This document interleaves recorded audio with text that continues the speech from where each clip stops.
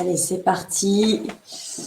Donc, bienvenue et nous accueillerons avec plaisir ceux qui nous rejoignent un petit peu plus tard. Donc, je suis Niki Mchikli, je dirige Weborama pour la région IMIA et je suis accompagnée d'Olivier Hamou-Le Guellec qui est notre directeur marketing innovation pour la même région.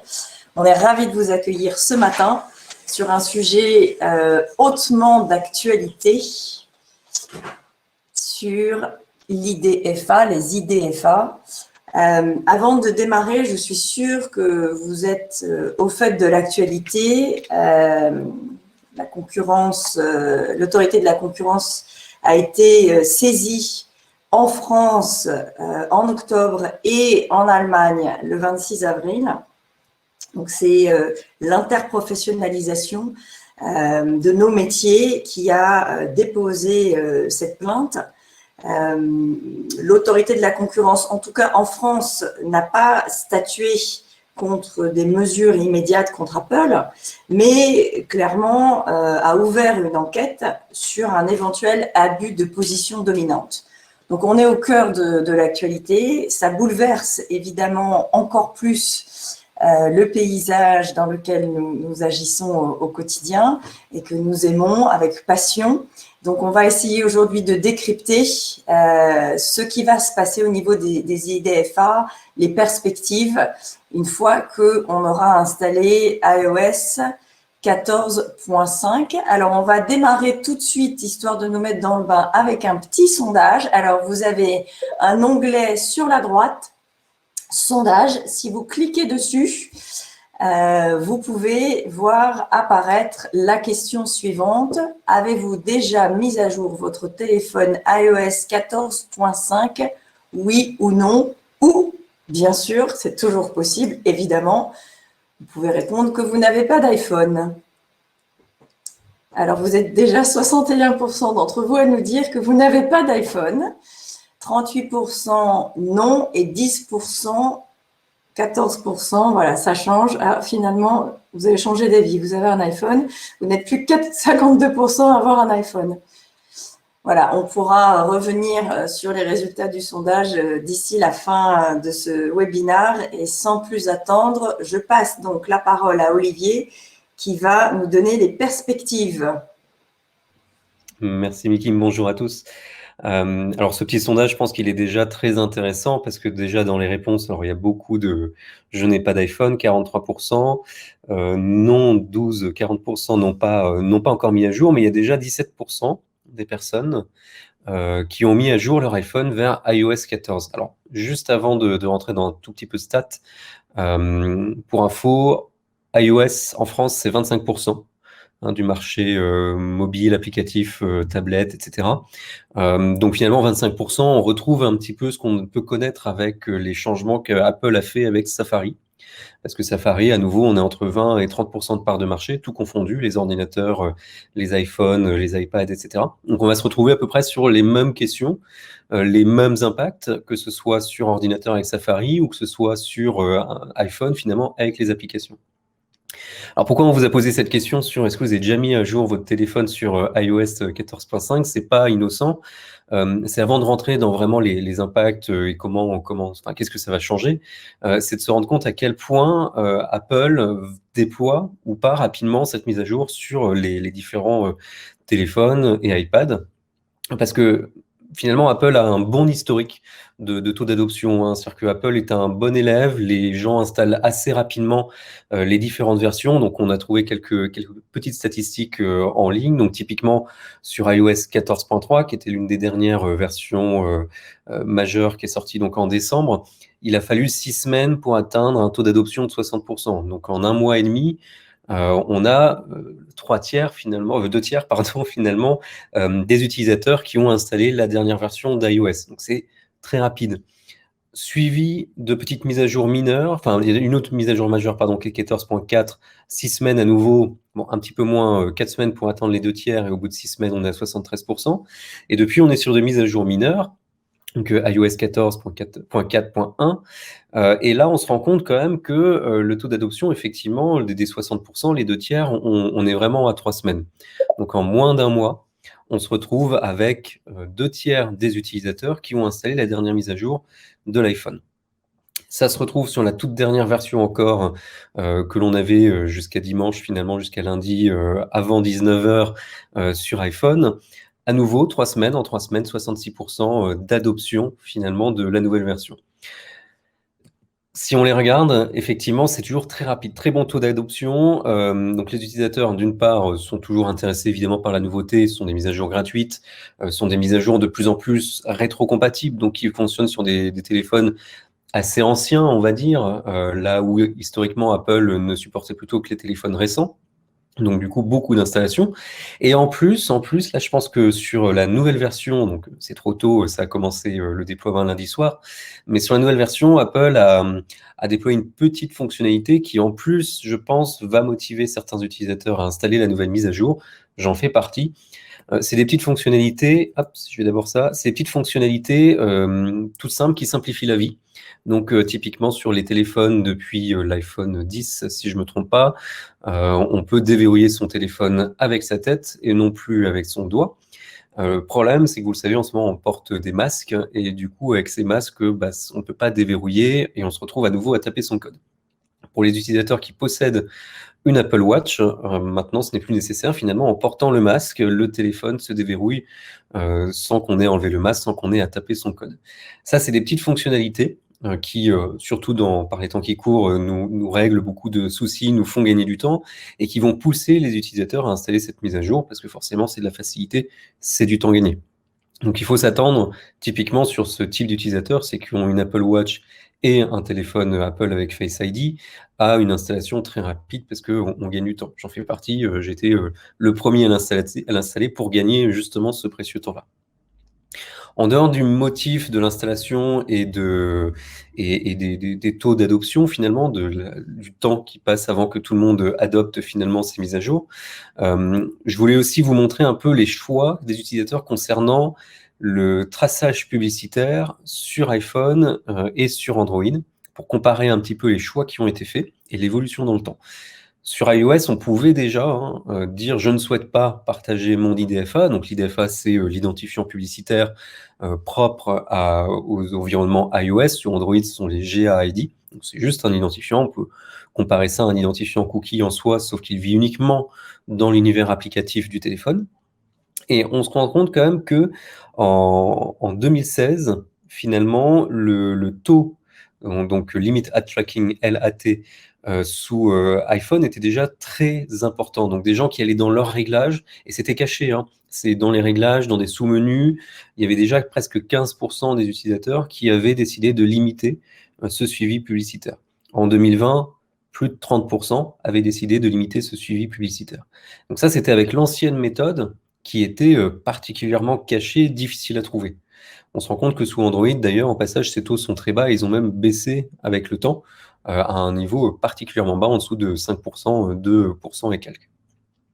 Là, ce qui va changer, c'est la façon dont on va devoir demander à l'utilisateur l'autorisation d'utiliser ou non son IDFA. Donc la différence avec les versions précédentes, c'est que ce n'est plus caché. C'est très clairement mis en avant pour l'utilisateur. C'est pas quelque chose qui se trouve dans un sous-menu. Donc c'est pas quelque chose que seules quelques personnes qui auront lu un article ou auront entendu parler de cette fonctionnalité vont aller activer. Là, on va avoir une pop-up qui va apparaître sur l'application quand on souhaite finalement utiliser cet IDFA. L'équivalent, c'est quand vous ouvrez pour la première fois une application type Google Maps, par exemple, qui va vous demander votre localisation. Vous acceptez ou vous refusez. Une application qui va vous demander si vous acceptez les notifications, oui ou non.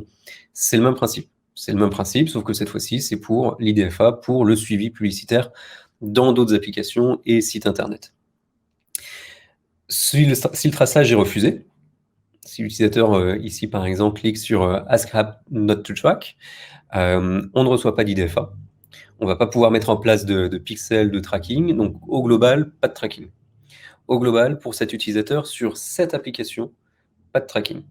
C'est important sur cette application parce que l'inconvénient, on va dire, de cette nouvelle feature pour nous sur le marché aujourd'hui, c'est qu'elle est publique. C'est que tout le monde va très facilement pouvoir refuser. L'avantage, à la fois pour nous et pour l'utilisateur, c'est que l'utilisateur va pouvoir donner son choix application par application. Alors qu'avant, c'était un choix global. C'est pour tout mon téléphone, je refuse, ou pour tout mon téléphone, j'accepte.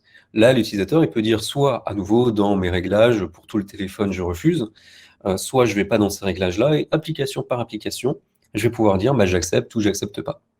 Ça, c'est important parce que chaque application a une chance de récolter finalement le consentement système. On va parler de cette question de consentement juste après. Mais chaque application a la chance de pouvoir demander le consentement de l'utilisateur pour utiliser son IDFA. Donc, s'il refuse pour Facebook, ça ne veut pas dire qu'il va refuser pour moi. Donc, il va y avoir tout un travail à faire là-dessus pour, d'une part, optimiser, d'autre part, faire de la pédagogie, et ainsi essayer d'augmenter finalement le nombre d'IDFA qu'on va pouvoir continuer à collecter à ce niveau-là. Si elle refuse, qu'est-ce qu'on finalement on peut faire dans l'application en échange serveur? Finalement, ce sont les serveurs légitimes. C'est-à-dire qu'évidemment, toutes les informations dont vous avez besoin pour faire fonctionner l'application vont continuer à être autorisées. Sinon, si vous avez une application et que vous ne pouvez pas utiliser les informations de l'utilisateur juste pour qu'il puisse accéder à ses propres informations, l'application ne fonctionne pas. Donc, tout ce qui est légitime pour le fonctionnement de l'application, bien sûr, continue à fonctionner. Ce qu'on peut attendre, évidemment, du coup, c'est une baisse d'IDFA. Pour l'instant, c'est très difficile à mesurer. Les plus pessimistes disent qu'on n'aura plus que 10 à 20% des IDFA, et les plus optimistes disent qu'on ne va perdre que 10 à 20% des IDFA. Donc ça, c'est quelque chose, de toute façon, qu'on va pouvoir mesurer assez rapidement dans les semaines qui viennent, justement avec ce taux d'adoption, et au fil des applications mises à jour. Petite précision, il y a 2 exceptions notables sur l'utilisation de l'IDFA en cas de refus. Ça va pas vraiment nous concerner, mais c'est important de le dire. Dans le cadre des technologies de fraude, typiquement, vous pouvez continuer à utiliser l'IDFA si vous utilisez des technologies d'antifraude. Donc on va penser par exemple fraude bancaire ou ce genre de choses. Et aussi dans le cadre, c'est plus spécifique États-Unis, en France ça se fait peut-être un peu moins, mais dans le cas de l'obtention de crédit pour vérifier la solvabilité finalement d'un utilisateur. Ce sont 2 cas où l'IDFA reste autorisé malgré le refus de l'utilisateur. Alors je parlais consentement, et il ne faut pas confondre consentement finalement que l'utilisateur va donner ici, donc on va parler plutôt d'une autorisation système pour éviter de se tromper, et du consentement RGPD. Si l'utilisateur dit oui, finalement, au partage de son IDFA, ça ne veut pas dire qu'il a consenti au sens du RGPD. Il n'y a pas toutes les informations réglementaires à ce niveau-là, il n'y a pas la possibilité pour lui de personnaliser, il n'y a pas les informations mises en avant pour qu'il ait tout ce qu'il faut pour faire sa décision. Ce n'est pas un consentement au sens du RGPD. C'est une autorisation système, c'est tout. Tout comme, d'ailleurs, à nouveau, je reprends l'exemple de Google Maps, quand un utilisateur donne l'autorisation à l'application d'utiliser son GPS, de le suivre, ce n'est pas une autorisation de vendre cette information. Ce n'est pas du tout la même chose. Donc, ça va être important de pouvoir collecter les deux. Et c'est là où, en Europe, ça va être un petit peu compliqué. Il va falloir être assez malin et surtout, on va en parler un peu sur les différentes méthodes, ne pas aller trop vite. Donc, petit résumé de ce qui est possible. Si j'ai un refus sur les deux, je ne peux rien faire. Ça, c'est évidemment simple. Si l'utilisateur autorise l'utilisation de l'IDFA, mais n'a pas consenti au sens du RGPD, je ne vais pas pouvoir faire grand-chose non plus, parce que d'un point de vue légal, j'ai peut-être l'autorisation de l'utilisateur en système, mais d'un point de vue légal, je n'ai pas son consentement. Donc, je ne peux rien faire. En revanche, dans le cas où j'ai le consentement RGPD, qu'est-ce que je peux faire? Si je n'ai pas l'autorisation IDFA, iOS, ça va être un petit peu compliqué. Évidemment, la collecte et l'usage de l'IDFA, non. Et la collecte et l'usage d'un autre ID, CRM, email, en partie. Pourquoi je dis en partie? Parce que d'une part, alors, on va en parler un petit peu après, mais ça va être une possibilité de contourner un petit peu les choses. Ce n'est pas autorisé. Normalement, vous ne pouvez pas utiliser un autre identifiant, mais peut-être que certains vont être tentés de détourner l'usage de ces identifiants pour finalement continuer à traquer l'utilisateur. Je tiens à préciser, attention, ce n'est pas autorisé par Apple. Et enfin, j'ai un oui ou deux, c'est parfait, je peux collecter et utiliser l'IDFA, je peux collecter et utiliser un autre identifiant, un identifiant CRM, un identifiant email, etc. Ce qu'on va chercher à faire, évidemment, c'est optimiser cette belle case verte qui nous ouvre beaucoup de cas d'usage et qui fait que ça ne change pas grand-chose finalement pour nous au quotidien. Alors, comment l'optimiser? Je vais vous montrer quelques mauvaises et bonnes pratiques. Une très mauvaise pratique, c'est celle-ci. Pardon, Olivier, juste avant, il y a une question. Ces changements s'appliquent-ils à l'iPad? Oui, complètement. Il n'y a pas de. C'est donc iOS 14.5 et iPadOS 14.5 ont pour les deux cette technologie. Donc, ça s'appelle ATT, au passage, App Tracking Transparency. Et ça s'applique bien également à l'iPad, oui, complètement. Merci. Donc, exemple d'une mauvaise pratique, ils ont peut-être mis à jour leur application depuis, mais la NBA, finalement, affiche directement cette petite pop-up. Il n'y a aucune explication particulière.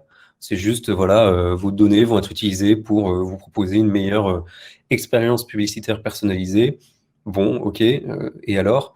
Et il n'y a pas de collecte de consentement RGPD. Bon, c'est la NBA, c'est aux États-Unis. On peut penser que dans le cadre de cette capture d'écran, ce n'était pas nécessaire. Mais en tout cas, voilà, là, c'est pas très précis. Il y a une pop-up qui apparaît comme ça. Bon, l'utilisateur, il a de fortes chances de dire bah non, ne me traquez pas parce que je ne sais pas ce que c'est. Ce que je vais plutôt vous montrer, du coup, c'est des bonnes pratiques. Alors, Facebook, évidemment, a passé énormément de mois à travailler dessus et vous avez vu, évidemment, toutes les contestations qu'ils ont pu faire sur ces mesures-là auprès d'Apple. Alors, non, à noir, normalement, il y a bien du son, je pense. Tu vois dans le chat. Donc, Facebook, par exemple, il y a un écran. Il y a un premier écran avant même d'afficher la pop-up. C'est important parce que cet écran-là, il peut faire de la pédagogie. On explique pourquoi, finalement, on va demander à l'utilisateur d'accepter le traçage publicitaire. C'est libre, finalement, je peux mettre autant de texte que je veux. Apple ne limite pas cette partie-là, Apple n'interdit pas cet écran-là. Donc, il faut en profiter, il faut faire la pédagogie, il faut expliquer qu'est-ce que vous comptez faire de ces données-là. Cet écran, il va pouvoir servir aussi pour le RGPD. Il va vous servir à recueillir aussi un consentement avec toutes les informations légales nécessaires, un consentement au sens du RGPD. Et si l'utilisateur accepte, il clique sur Allow, sur l'écran de gauche, alors, et uniquement alors, j'appelle la pop-up de iOS, et du coup, l'utilisateur, comme il a dit oui, ça lui semble logique de dire oui juste après. Donc là, on est sur quand même une plutôt bonne pratique, puisque du coup, on a toutes les informations, on donne la possibilité à l'utilisateur de revenir plus tard, on ne le presse pas, voilà, c'est plutôt pas mal. En quoi c'est pas mal également sur ne pas le presser? Si l'utilisateur refuse aujourd'hui, il va falloir qu'il aille dans les paramètres de son iPhone. Les paramètres finalement qui se trouvent dans Général, etc., etc. Donc des menus qui sont cachés. Ça va être très compliqué si un utilisateur refuse de lui redemander. Comme aujourd'hui, si un utilisateur refuse les notifications, le jour où l'utilisateur souhaite les notifications, même s'il a envie, même s'il a une démarche positive, volontaire de dire je veux à nouveau les notifications, il va devoir aller dans les réglages. Il va devoir aller dans les réglages de l'iPhone, chercher l'application concernée. S'il en a plein, ça va être compliqué. Et ensuite, activer les notifications. Ça va être la même chose ici. Donc, il ne faut pas qu'il refuse. S'il refuse, c'est fini. D'où l'intérêt également de ce premier écran. Si le premier écran, l'utilisateur refuse, donc par exemple refuse au sens du RGPD aussi au passage, je ne vais pas appeler la pop-up d'Apple. Je la garde en réserve. Parce que pour le RGPD, je vais pouvoir redemander un consentement dans 6 mois, par exemple, ou dans 1 an, ou etc. Donc je vais pouvoir redemander ce consentement-là. Le consentement, l'autorisation système iOS, je ne vais pas pouvoir la redemander aussi facilement. Donc si je suis sûr que l'utilisateur va refuser, je ne demande pas. Il ne souhaite pas aujourd'hui, ça ne sert à rien de lui rajouter une pop-up, je la garde pour plus tard, peut-être qu'il voudra dans 6 mois, peut-être qu'il ne voudra pas dans 6 mois non plus. En tout cas, je ne vais pas le spammer avec cette pop-up-là parce qu'il va refuser, et une fois que c'est refusé, c'est très compliqué de revenir en arrière.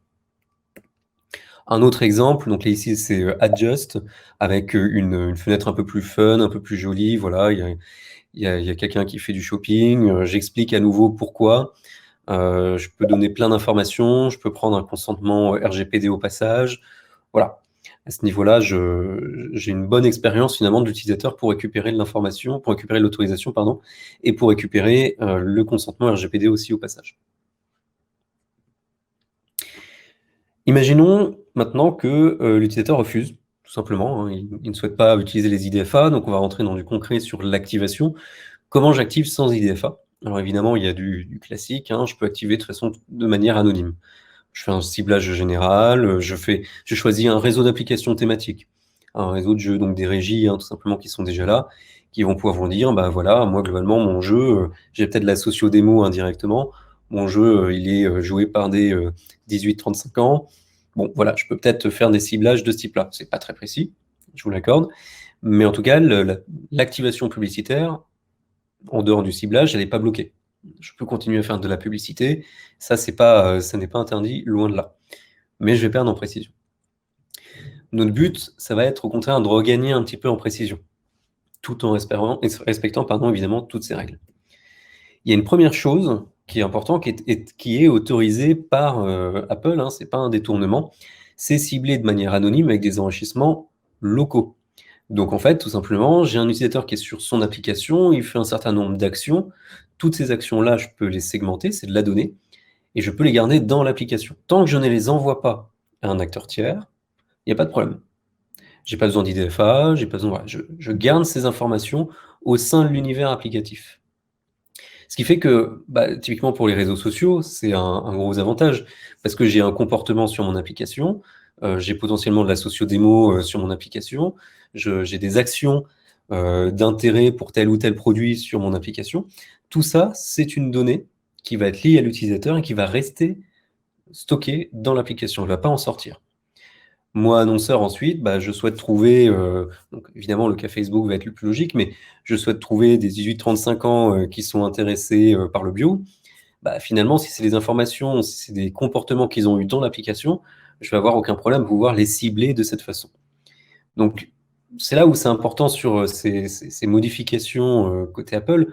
On n'est pas du tout sur une interdiction de publicité, on n'est pas du tout sur une interdiction de ciblage, on est sur une limitation forte du tracking, de la transmission d'informations à un acteur tiers. Donc là, dans ce cas-là, il n'y a pas de transmission à un acteur tiers, tout est OK. Autre possibilité, tricher. Je mets les pieds dans le plat, c'est une possibilité, vous pouvez tricher. Donc vous ne pouvez pas normalement utiliser d'email, vous ne pouvez pas utiliser d'identifiant CRM, tout autre identifiant, finalement, en cas de refus, vous ne pouvez pas l'utiliser pour faire de la publicité ciblée, pour collecter à ce niveau-là des informations. Ça se contourne. Vous pouvez faire de la délégation de domaine, donc c'est quelque chose qui se fait déjà sur les cookies, hein, qui a déjà été fait de nombreuses fois, donc de dire que plutôt que transférer à un acteur tech directement sur son nom de domaine directement, vous allez faire ads.votrenom.com. Et finalement, c'est transparent, on a l'impression que ça reste chez vous, alors que non. Il y a la question de la transmission en off. Donc c'est la possibilité de dire, ben, moi, mon serveur est légitime pour faire fonctionner mon application, je récupère des informations et je les transmets une fois sorti de l'iPhone, je les transmets à un partenaire. Tout ça, c'est la triche, hein, c'est ne pas respecter les règles de l'App Store, les nouvelles règles. Donc, je pense qu'il y en a qui vont tenter, et parmi ceux qui vont tenter, il y en a qui risquent le retrait de l'application de l'App Store en cas de non-respect. C'est quand même le gros risque, hein. Bon, bah, c'est un risque à prendre peut-être pour certains, ça se discute. En tout cas, effectivement, c'est pas forcément ce qui est conseillé dans ce cadre-là, pour plusieurs raisons, puisque déjà, effectivement, le retrait de l'application de l'App Store, c'est quand même pas dingue, et évidemment, pour votre image, ce n'est pas top non plus. Donc tricher, on va pas forcément aller sur ce niveau-là, mais je trouvais que c'était important d'en parler parce que forcément, il y a des acteurs qui vont arriver avec des méthodologies de ce type-là, notamment délégation de domaine, hein, ça va être quelque chose qui va arriver très rapidement, à mon avis. Activer sans IDFA, c'est aussi le contextuel. À condition, par contre, évidemment, que les éditeurs s'équipent. C'est-à-dire qu'on oublie souvent sur les applications, sur les univers applicatifs, qu'on a du contenu. On n'est pas, alors évidemment, il y a des jeux où c'est peut-être moins de contenu, mais sur les éditeurs, par exemple, d'actualité, sur les éditeurs de petites annonces, etc., on a du contenu. C'est un petit peu différent dans son fonctionnement, c'est-à-dire qu'aujourd'hui, sur le contextuel, en web, par exemple, nous, Weborama, avec Golden Fish, donc on a sorti début du mois. En contextuel, sur web, c'est assez simple. On crawl une page, et du coup, en programmatique, après, on a une page qui est qualifiée, et du coup, on peut activer sur cette page-là. Là, on va pas pouvoir crawler une application à proprement parler. Je vais pas pouvoir envoyer un robot crawler. Enfin, je pourrais envoyer un robot crawler, mais j'ai pas d'URL, j'ai pas d'identifiant de page qui me permet ensuite de faire une publicité ciblée en contextuel. Donc pour ça, il faut que l'éditeur s'équipe. Si les éditeurs s'équipent, je pense que ça va arriver, si les éditeurs s'équipent, eux vont pouvoir mettre à disposition un identifiant de page pour chacun des contenus. Donc je crawl un contenu, j'ai un identifiant de page, cette page-là, elle est qualifiée, elle est segmentée, et quand je souhaite l'activer, l'utilisateur, quand il vient sur l'application, sur cette page-là, bah, j'ai un profil de page. Donc ça fonctionnera très bien à ce niveau-là. Et avec les mêmes avantages et limitations, évidemment, que le contextuel classique hors application. Il y a le cas maintenant de la mesure, tout simplement. C'est-à-dire que l'IDFA a été aussi utilisé pour la mesure, que ce soit évidemment les impressions, les clics, et aussi l'attribution. Alors l'attribution sans IDFA, je vais être assez direct, c'est pas possible. On se retrouve, comme je disais au tout début, dans le même cas que Safari, avec les différentes mises à jour qu'Apple avait mis au fil du temps avec une technologie similaire, qui fait qu'on n'avait plus de cookies tiers. Et sans cookies tiers, l'attribution, c'est pas possible. Aujourd'hui, en tout cas. On a des possibilités d'attribution limitées. On peut faire du post-click, on peut se faire des petites choses de ce type-là, mais on va pas pouvoir aller beaucoup plus loin.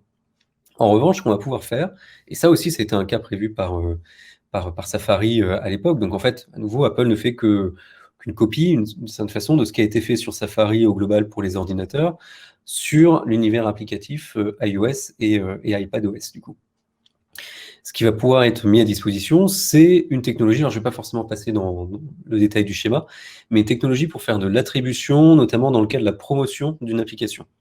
Donc je fais une publicité pour mon application, qui est à télécharger finalement.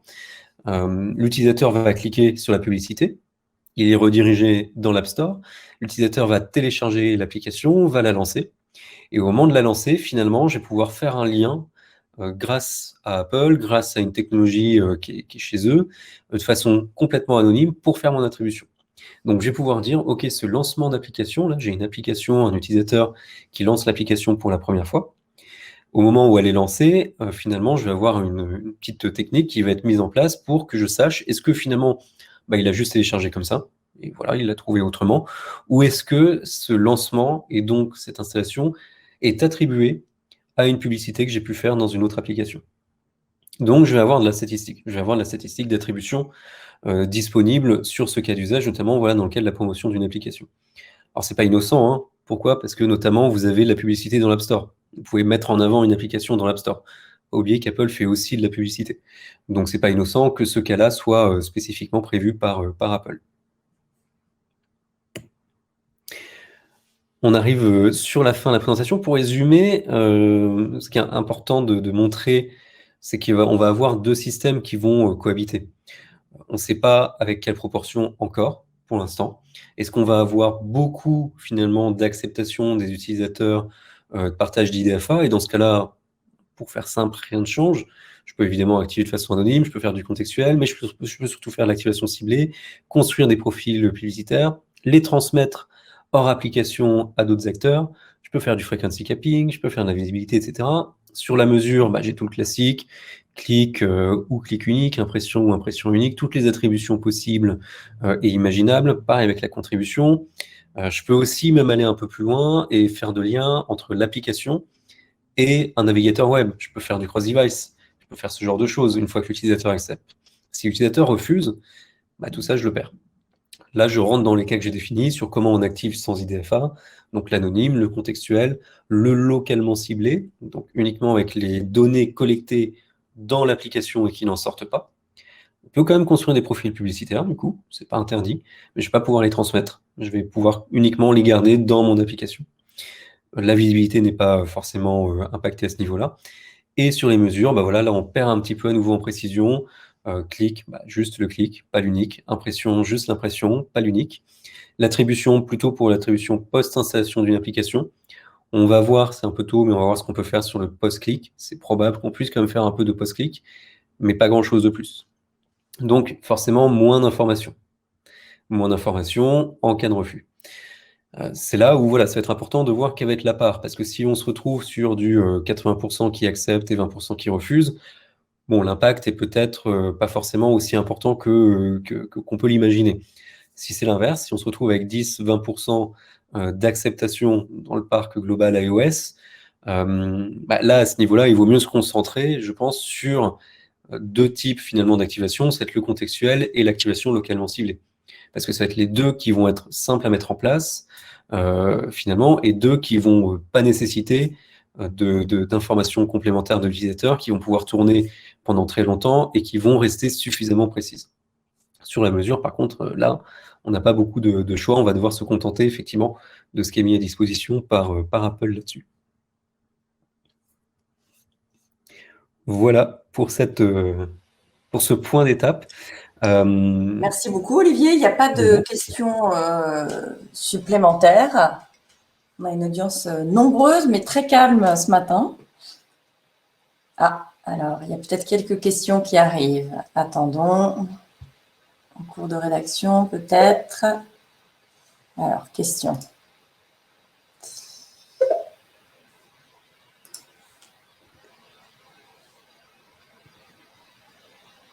Merci beaucoup, c'était très clair. Donc, ce n'est pas une question, mais un feedback. Merci pour ce feedback.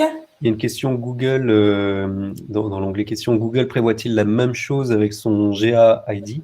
Oui. Donc, GA-ID, c'est l'équivalent IDFA, simplement sur Android. Alors, aujourd'hui, il n'y a pas de... On ne sait pas. Aujourd'hui, il n'y a pas d'annonce là-dessus qui a été faite. C'est probable. Je pense qu'on peut dire c'est probable parce que de la même façon, sur la partie cookie, il y a la Privacy Sandbox qui arrive dans un an, qui vise à supprimer les cookies tiers, alors même que finalement c'était plutôt utile à Google là-dessus. Il y a des chances que également Google suive à un moment donné Apple sur cette partie-là. Il ne faut pas oublier que ça reste des arguments de vente. Pour Apple, toute cette partie vie privée, c'est un gros argument de vente, de dire, voilà, vous achetez un iPhone, vous êtes tranquille, on ne peut pas vous tracer. Donc, pour Android, c'est avoir une concurrence sur un argument que non pas.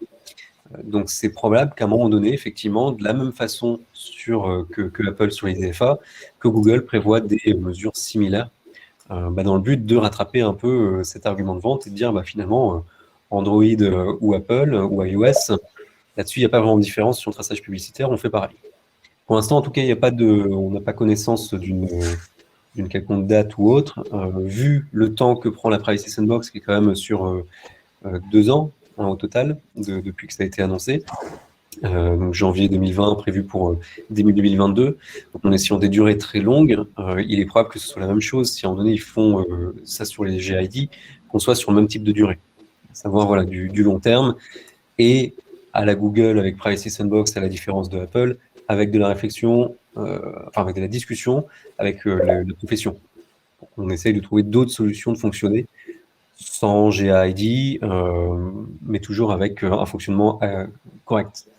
Alors, on a d'autres questions qui sont arrivées en cours de route. Pour l'activation en local, comment faire si on ne peut pas transmettre la donnée à des tiers? Alors, c'est l'application du coup qui doit le gérer. Donc, dans sa façon d'être développée, ça va être l'application qui va devoir stocker en local. Donc, une application peut stocker des données en local. Il y a un espace dédié à ça.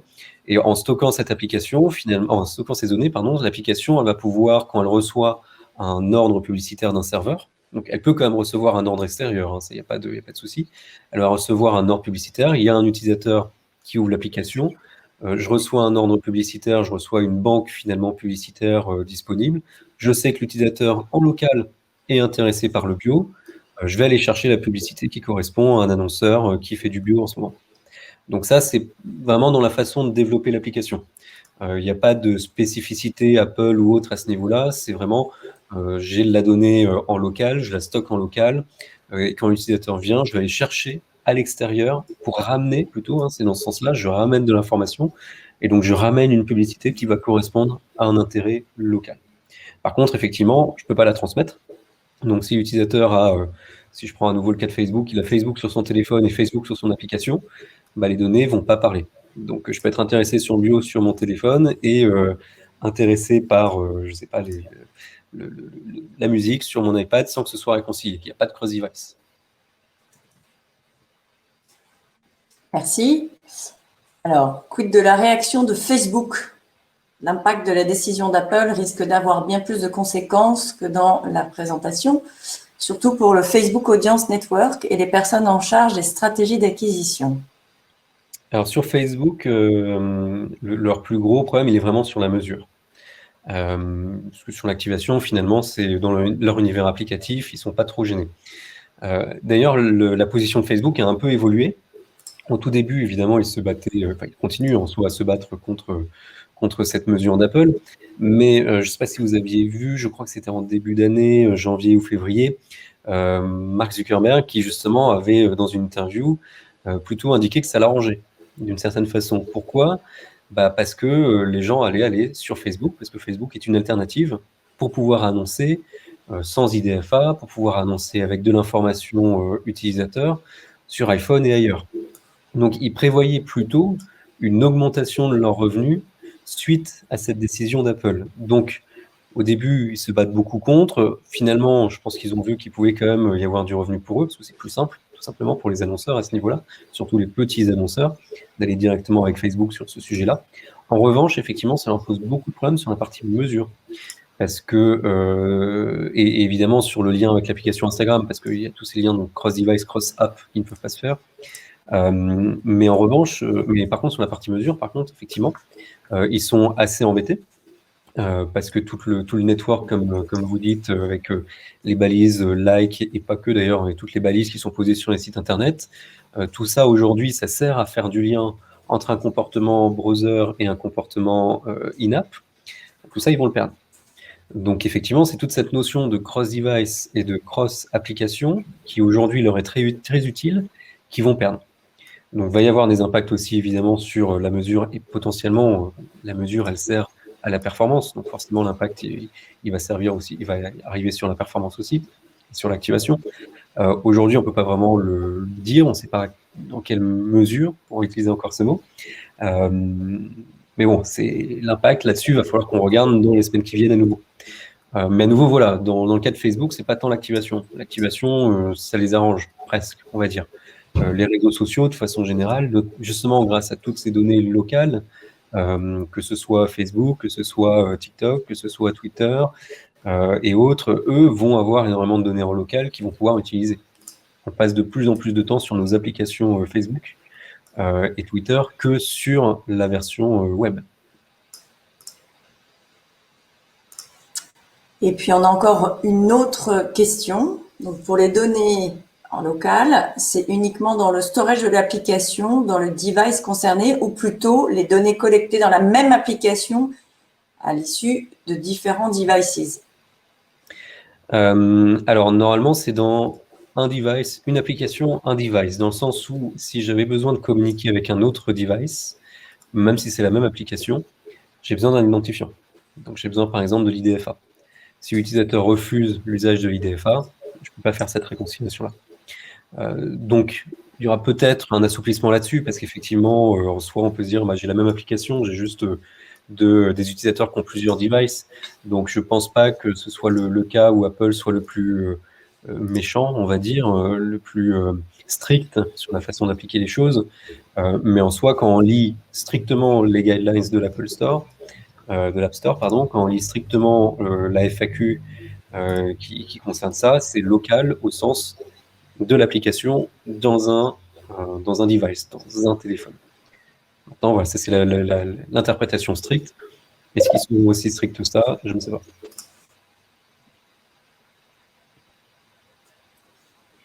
Alors, j'ai vu une autre question. Les données CRM onboardées sont-elles considérées comme des données en local? En soi, oui, c'est pas un souci à partir du moment où elles sont onboardées, dans le sens vous avez une information CRM d'un utilisateur que vous allez importer finalement dans l'application. Donc, vous savez dans votre CRM que c'est une personne qui a entre 25 et 35 ans. C'est une information que vous pouvez importer dans votre application, c'est la vôtre, finalement. Mais d'ailleurs, dans l'autre sens aussi, il ne faut pas oublier que dans le cadre légitime du fonctionnement de l'application, si vous avez un utilisateur qui se crée un compte et qui donne son âge, vous allez devoir collecter dans votre CRM ces informations-là. Donc ça, cette information, elle a le droit de sortir du local parce qu'elle s'inscrit chez vous. Et quand elle s'inscrit chez vous, l'application va communiquer avec votre serveur. Vous allez récupérer non seulement ces identifiants qu'il vient de créer, mais aussi les informations supplémentaires qu'il a données, son âge, ses intérêts, etc. Tout ça, c'est légitime parce que c'est vos services. C'est pour ça que vous proposez une application. Si vous proposez de la vente de quelque chose et qu'il faut se créer un compte, si derrière vous ne pouvez pas récupérer ces informations-là pour faire fonctionner votre service, évidemment, ça ne sera pas suffisant. Donc, tout ça, ça fonctionne. Alors, il y a une autre question qui concerne les ad serveurs. Est-ce que les ad serveurs prennent bien en compte les 4 cases que vous avez présentées, le consentement et autorisation système? Alors, je le remontre ici. Alors, ça se fait du coup les ad serveurs mobiles. En soi, alors il faut qu'ils se mettent à jour, effectivement. Je vous avoue que je ne sais pas s'ils sont tous déjà à jour ou pas sur ces sujets-là. Sur la partie consentement, plutôt oui, parce que depuis le TCFV2 en août, on a des informations maintenant qui viennent avec des chaînes de consentement. Donc, normalement, ils sont tous à jour pour collecter cette information-là. Sur l'autorisation système, pour l'instant, la responsabilité, elle est comme côté éditeur de l'application. C'est-à-dire que c'est l'éditeur de l'application qui a la responsabilité de ne pas déclencher ce qui ne doit pas être déclenché. Et même s'il installe un SDK, même si voilà, ce ne sera pas de la faute de quelqu'un d'autre, ce sera de la sienne. Donc, il faut bien vérifier. Je vous avoue que je ne sais pas sur les ad serveurs s'ils sont bien tous déjà prêts pour cette modification sous iOS. Mais s'ils ne le sont pas, si vous ne le savez pas, il faut bien vérifier avant, effectivement, parce que c'est l'éditeur de l'application qui a la responsabilité. Merci beaucoup. Est-ce que vous avez encore d'autres questions? Alors, si c'est le cas et qu'elles ne vous viennent pas tout de suite à l'esprit, n'hésitez pas à nous contacter. Nous vous répondrons avec grand plaisir. Sinon, nous vous donnons rendez-vous pour le prochain Morning Data qui aura lieu un mercredi matin, le 26 mai. Donc, les Morning Data dorénavant sont mensuels, ne sont plus hebdo. C'était pour le mois de mars, pour nous occuper pendant les longs mois d'hiver confinés. Donc, tous les mois, le dernier mercredi de chaque mois, donc le 26 mai, et nous revenons très vite vers vous pour vous informer du sujet qui sera traité le 26 mai. D'ailleurs, si vous avez certaines suggestions, nous sommes preneurs de vos feedbacks sur des sujets que vous voudriez voir traités par nos équipes. Voilà, nous vous souhaitons une excellente journée. Merci beaucoup de nous avoir suivis et d'être aussi fidèles. Vous recevrez le webinaire que vous pouvez bien sûr communiquer à vos collègues au sein de l'entreprise ou d'autres personnes qui souhaiteraient revoir le replay. Merci infiniment Olivier, c'était très clair, très limpide comme d'habitude. Très bonne journée à tous, à très bientôt. Au revoir.